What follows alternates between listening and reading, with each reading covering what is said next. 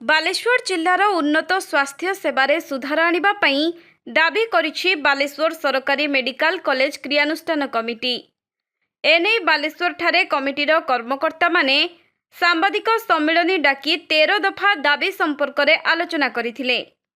तेबे जिल्लारे थिबा समस्त सरकारी स्वास्थ्य केन्द्र एवं सरकारी मेडिकल कॉलेज रे मंजूर प्राप्त डाक्तर प्रोफेसर स्वास्थ्य कर्मी पदवी पूरण करने, फकीरमोहन मेडिकल कॉलेज रे शिक्षादान पई सीट संख्या 100 रु 150 को वृद्धि करने, मेडिकल कॉलेज परिसर रे नर्सिंग और फार्मासी कॉलेज कार्यक्षम करने, मानसिक रोगी एवं पड़ा रोगी पई स्पेशल यूनिट खोलिबा भली 13 दफा दाबी संपर्क में प्रकाश करथिले।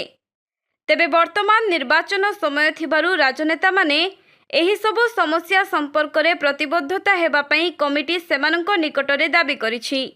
कमिटीर सभापति निरंजन परिड़ा, साधारण संपादक प्रदीप दास, जनसंपर्क संपादक गौरांग पाणिग्राही, कार्यकारी सभापति हृषिकेश साहू, सह संपादक प्रफुल्ल दास एवं उपदेष्टा बनमाली नायक प्रमुख आयोजित सांबादिक सम्मेलन में उपस्थित रहिथिले। बालेश्वर जिल्लार बालेश्वर सांबादिक को बेसी हाइलाइट करथिले, क्षेत्र समस्त कहले जे मेडिकल कॉलेज जहां को प्राइवेट। बालेश्वरରୁ प्रसन्नजित सेठीଙ୍କ रिपोर्ट के लाइव।